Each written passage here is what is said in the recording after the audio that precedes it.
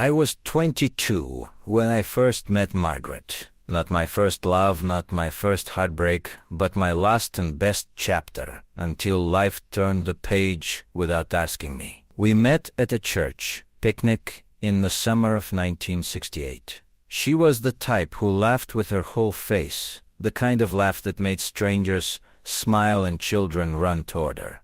I knew from the way she balanced a paper plate of potato salad while chatting with 3 people at once that she was the woman I'd marry, and I did.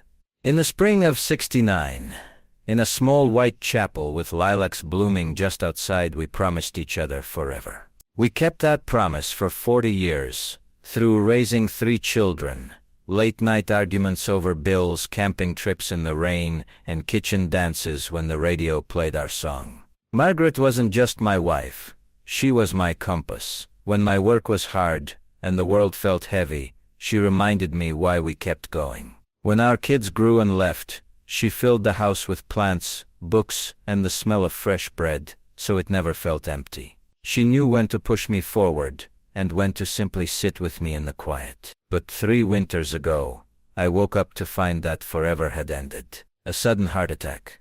No warning. Just an empty space where her laughter used to be. And for a while I didn't know how to keep living in a house where every creak in the floorboards sounded like a memory. The first year after Margaret passed felt like walking through a world where all the colors had faded. Mornings were the worst. She used to hum while making coffee, always a little off-key, and I'd hear that phantom tune in the kitchen only to find silence. The days stretched endlessly. I kept busy at first fixing things that didn't really need fixing, organizing drawers, repainting the fence. But the truth was, I was just filling time so it wouldn't swallow me whole. Meals became an afterthought, soup from a can, toast, whatever required the least effort. I tried joining the senior center in town, but every game of cards and every bingo night felt like I was just passing time until it was my turn to go. Friends would invite me for dinners and I'd go, smile, even laugh. But the moment I got home, the walls seemed to lean in, whispering her absence back at me. Sometimes I'd sit in the living room with the old photo albums open on my lap, tracing her face with my finger as if I could feel her warmth through the glossy paper. And I thought, well, that was it. That was my great love. The rest is just waiting. I didn't know life had one more surprise in store. It happened on a Tuesday in early spring, the kind of day when the air is still chilly, but the sun feels like a promise.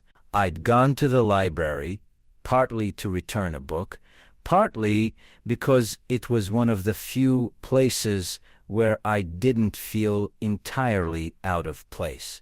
I was browsing the biographies when I heard a voice behind me say, "Excuse me, sir, do you happen to know if they still have the old local history section here?"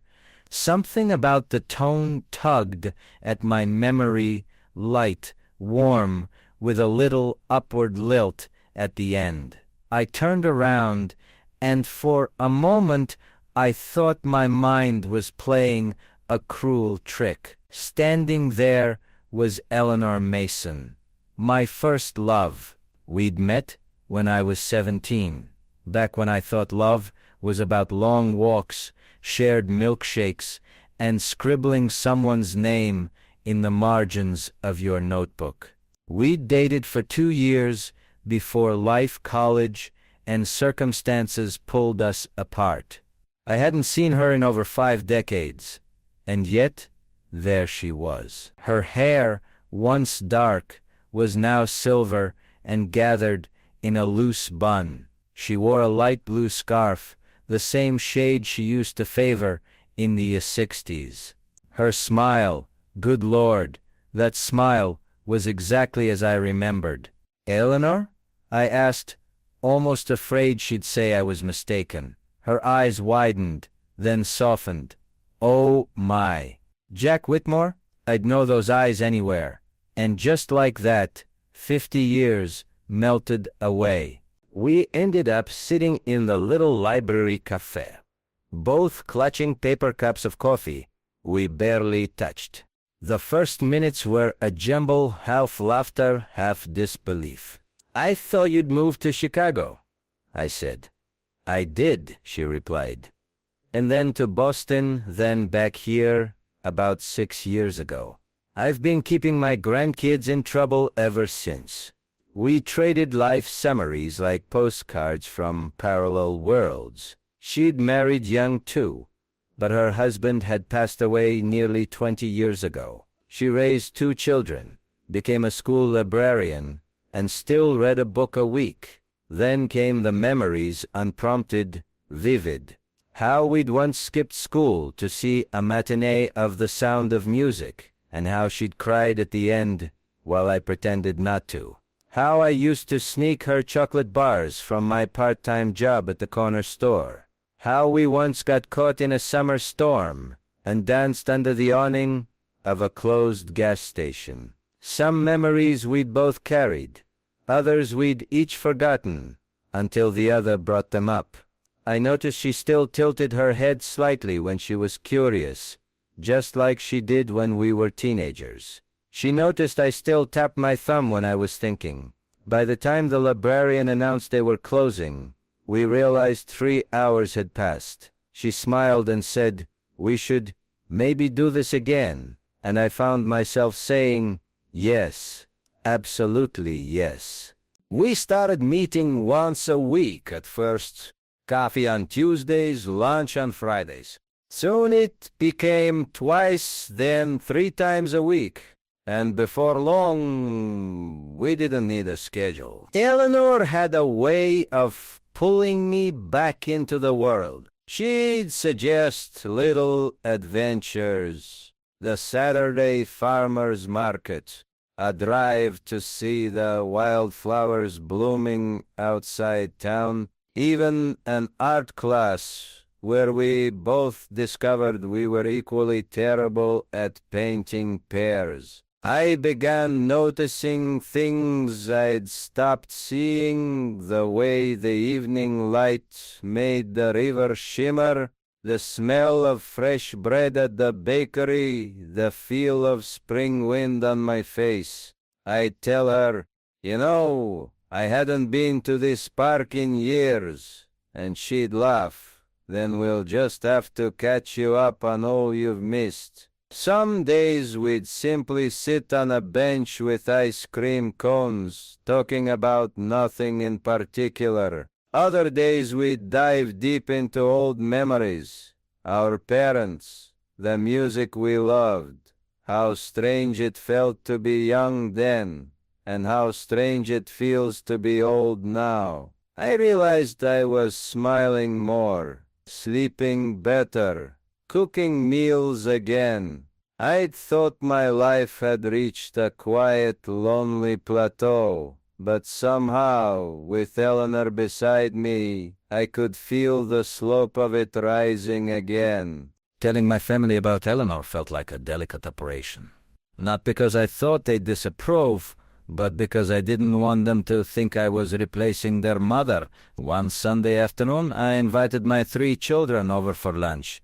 I'd cooked a roast, Margaret's old recipe, the one they all loved. After dessert, I cleared my throat the way I always do before delivering news. "There's someone I'd like you to meet," I said. "An old friend." Well, more than an old friend, if I'm being honest. They looked at each other, curious but cautious. My eldest, Sarah, leaned forward. "Dad, are you saying you're seeing someone?" "Yes," I replied. "Her name's Eleanor. We knew each other when we were kids. We found each other again." There was a pause, a long one, and then Sarah's face softened. "Dad, that's wonderful." My son grinned. "About time, old man." Even my youngest, who's always been the most protective, smiled and said, "I'm just glad you're happy." When they met Eleanor a week later, she won them over within minutes, charming them with her dry humor, swapping stories about me as a teenager that they'd never heard before. The grandchildren adored her instantly, mostly because she wasn't shy about giving them cookies before dinner. It struck me then, love doesn't just touch 2 people, it ripples outward, and somehow, My family felt fuller again. As the weeks turned into months, our lives began to find an easy rhythm. We didn't eat grand plans. Sometimes the quiet days felt like the richest ones. On rainy afternoons, Elena would come over with a basket of scones she'd baked that morning. We'd sit in the living room with the radio tuned to the oldies, sipping tea while the rain tapped against the windows. Every so often she'd hum along to a song we both remembered from our youth, and I'd feel that same pull I felt when I was 17. She liked tending to my small garden, coaxing stubborn roses to bloom, and planting herbs in pots along the porch.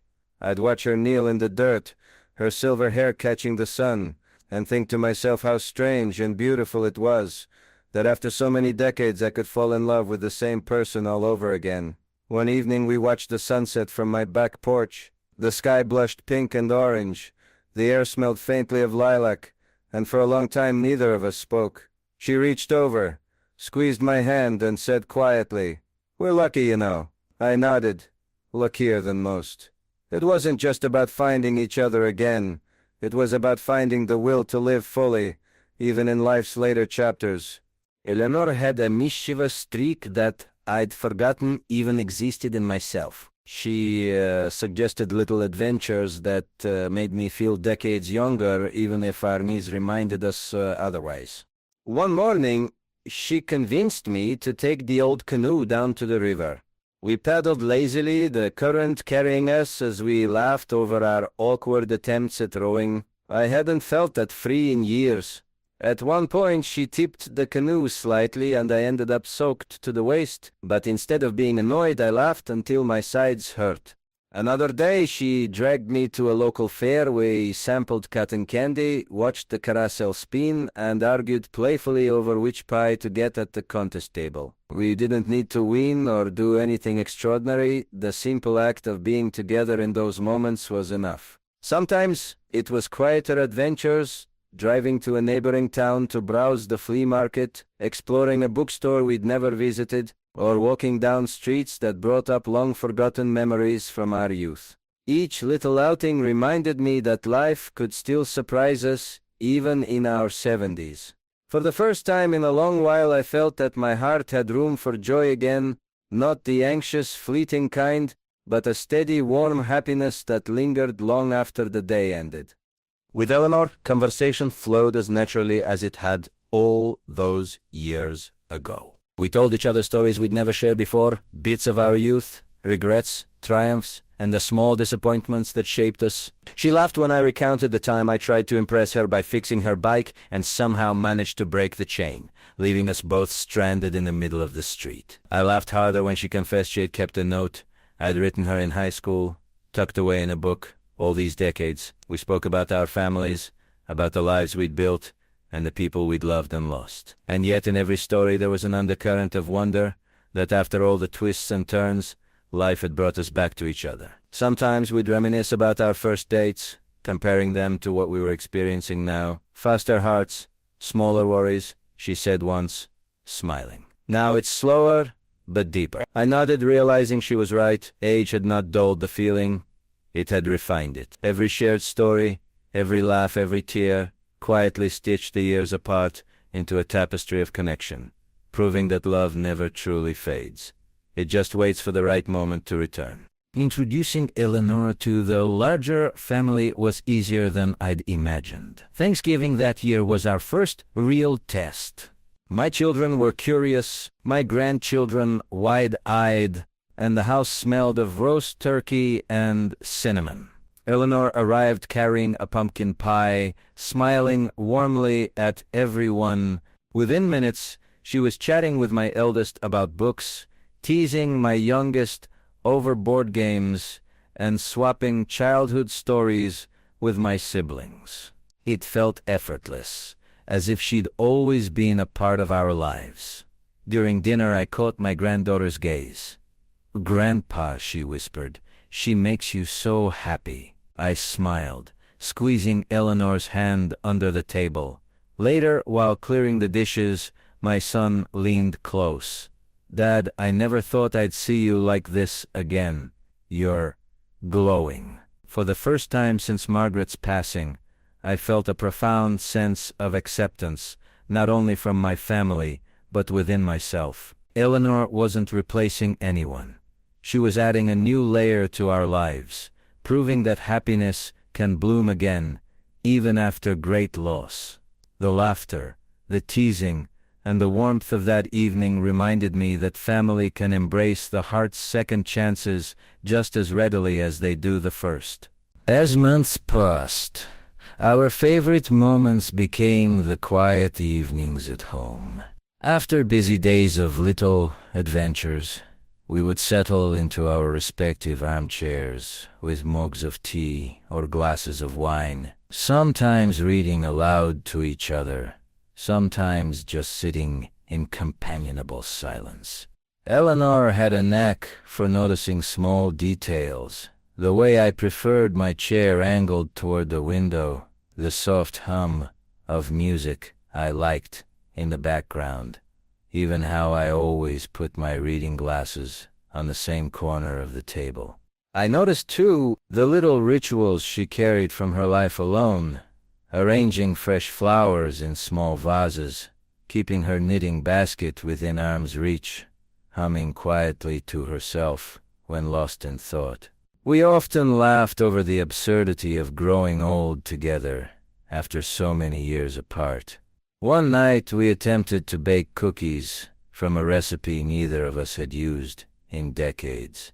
The kitchen was a disaster, flour dusting our sleeves and countertops, but we ended up with something edible and far more delightful, a memory that would last long after the cookies were gone. Those evenings reminded me that happiness didn't have to be loud or grandiose. Sometimes it was simply the warmth of a hand in yours, a shared smile, or the comfort of a familiar presence. One weekend, Eleanor suggested we visit the old town fairgrounds where we'd gone as teenagers. The carnival rides were long gone, replaced by a quiet park, but the memories came rushing back with every step. We walked past the empty field where we'd had our first picnic, recalling the sandwiches we'd tried to eat before a sudden summer storm drenched everything. We laughed about how I'd carried her umbrella upside down, and she had refused to let me open it properly. The years seemed to fold in on themselves as if no time had passed at all. Later, we stopped by the old movie theater, now a small cafe. Sitting at a corner table, we shared a slice of cherry pie and talked about our teenage dreams of traveling, creating, and building a life full of love.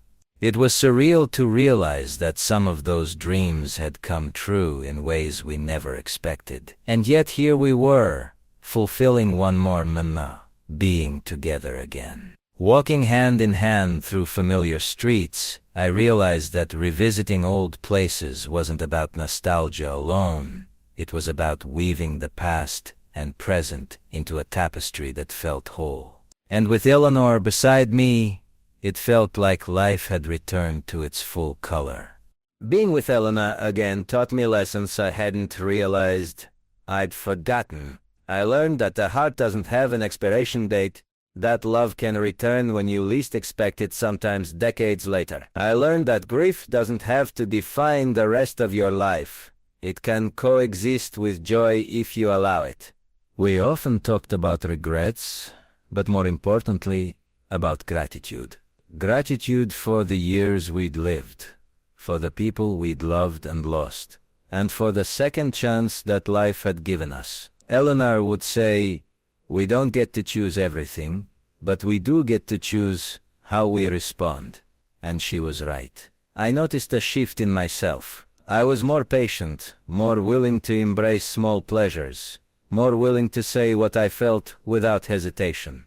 I felt alive in a way I hadn't in years, not because life was suddenly perfect, but because I had someone to share it with, someone who made even ordinary moments extraordinary. Love, I realized, isn't just about passion or youth. It's about connection, understanding, and the courage to open your heart again, even when you think it might be too late. Some evenings, Eleanor and I would simply sit on the porch, watching the sun sink behind the hills.